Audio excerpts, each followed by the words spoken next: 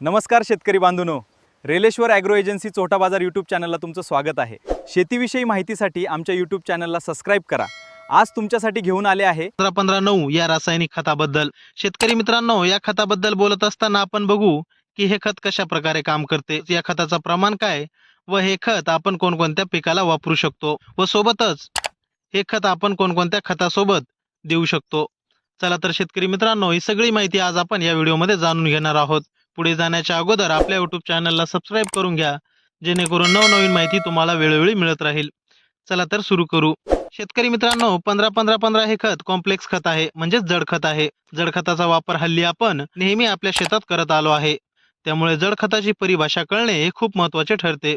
शेतकरी मित्रांनो, 15-15-15-09 या खतामध्ये 15% नायट्रोजन, 15% फॉस्फरस, 15% पोटॅशियम व 9% सल्फर आहे।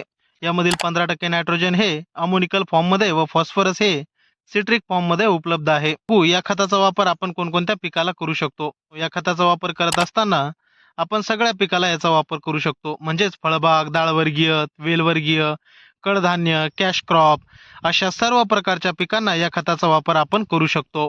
मग आपण पुढे बघू की हे खत आपण कोणत्या वेळेला आपल्या पिकाला आपण दिलं पाहिजे।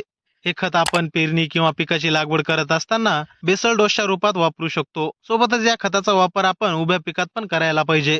पिकाच्या कोणत्याही अवस्थेत, म्हणजे सुरुवातीच्या काळात, मधल्या काळात किंवा शेवटच्या काळात याचा वापर आपण करायला पाहिजे। तर पुढे मग आपण बघू की या खताचा वापर केल्यानंतर आपल्याला काय फायदा होणार आहे। शेतकरी मित्रांनो, या खताच्या वापरामुळे आपल्या पिकाच्या सुरुवातीच्या काळात चांगली व जोरदार वाढ होते। पिकामध्ये क्लोरोफिल तयार होते, म्हणजेच प्रकाश संश्लेषण प्रक्रिया घडत राहते। सोबतच पिकाला चांगली काळोखी येते, हिरवेगार होते व पिकाच्या पेशी वाढत असतात। शेतकरी मित्रांनो, 15-15-15-9 मुळे आपल्या पिकाची मुळेही सक्षम बनतात, मजबूत बनतात व यामध्ये प्रोटीन्स व एन्झाईम्स असल्यामुळे जमिनीतील अन्नद्रव्य व पाणी अपटेक होण्यास मदत होते। 15-15-9 मधील नायट्रोजन हे अमोनिकल फॉर्म मध्ये उपलब्ध असल्यामुळे नायट्रोजन हे हवेत उडत नाही व लवकर पिकाला लागू होते। सोबतच नायट्रोजनची लिचिंग होत नाही। लिचिंग म्हणजेच मुळाजवळील पाणी हे जमिनीत मुरते, तर नायट्रोजन त्या पाण्यासोबत जमिनीमध्ये मुरत नाही। या खतामध्ये सल्फर असल्यामुळे आपल्या पिकामध्ये स्टार्च स्टोरेज हे साठून राहते। सोबतच या खतामुळे आपल्या पिकावर बुरशी चढत नाही। शेतकरी मित्रांनो, यामध्ये 15% पोटॅशियम असल्यामुळे आपल्या पिकातील जे फळं असतात त्या फळाचा आकार वाढतो, फळाला साईज येते, सोबतच फळाला चकाकी येते व फळे चांगल्या प्रकारे पोसल्या जाते। फळातील पोकळी पूर्णपणे भरली जाते, फळातील दाना पूर्णपणे भरल्या जातो। ते मिरची असो की शेंगा, शेंगामधील दाणे हे पूर्णपणे भरल्या जातात।